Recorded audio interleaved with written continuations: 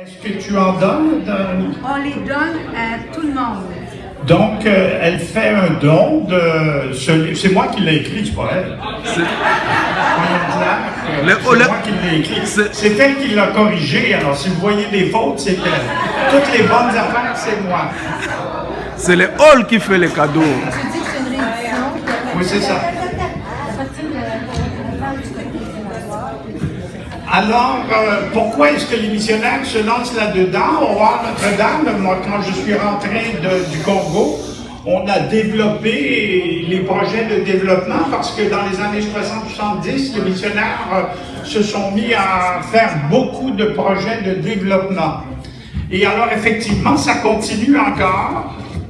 Alors, vous voyez qu'en 2014, le Hall Notre-Dame a envoyé presque 400 000 $ en mission. En 2013, 261 000 $. En 2012, 392 000 $. Et les 3/4 de cet argent, c'est vraiment pour des projets de développement. Il y en a d'autres, c'est pour des bourses d'études, etc.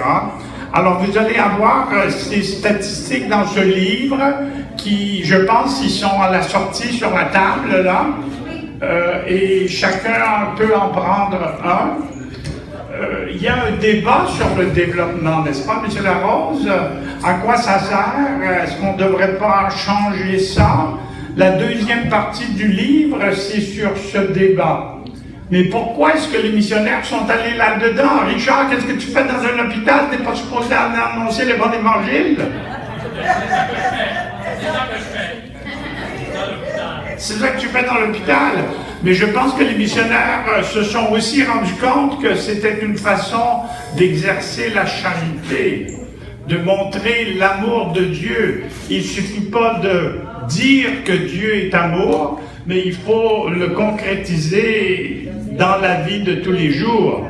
Et alors, quand on s'occupe des malades, quand on s'occupe des vieux et des vieilles, quand on s'occupe des enfants, eh bien, on met en pratique cet amour que nous témoignons. Et alors, dans la troisième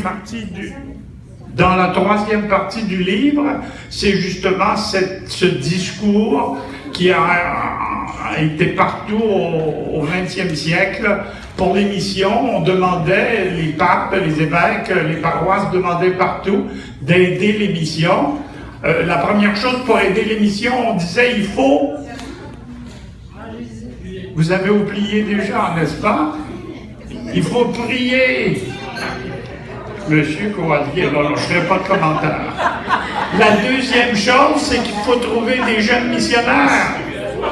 Olga, disons qu'au Québec, on a fait ça beaucoup jusque dans les années 70, puis là, M. Larose, qu'est-ce qu'on a fait? On a un petit peu oublié, hein? C'était la deuxième façon d'aider les missions, c'est de cultiver les vocations missionnaires. Et la troisième chose, alors, c'était les aumônes pour les missions, qui était une façon de concrétiser l'amour de Dieu envers les humains. Et je suis sûr que c'est ce que Richard fait, à Meissou, c'est ce que les autres missionnaires font eux aussi. Il ne s'agit pas seulement d'annoncer la bonne nouvelle de l'amour et de la paix, mais il faut aussi la concrétiser dans la vie concrète des gens. Notre fondateur, vous savez qu'il a créé les missionnaires de la Consolata en 1901, et tout de suite, il a demandé à ses missionnaires pas seulement d'annoncer l'Évangile, pas seulement de leur enseigner le catéchisme, mais de faire de ces humains-là de meilleurs humains en construisant des écoles et des cliniques, etc. Dès le départ des missionnaires de la Consolata, ça a été une caractéristique de cette société missionnaire. Alors j'espère que vous allez tous lire ce livre. Ghislaine m'a interdit de lire une seule page. Mais j'espère que vous allez le lire et que vous m'enverrez votre critique. Toutes les critiques, je vais en tenir compte. À mon âge, il commence à être temps que je me convertisse moi aussi. Merci beaucoup.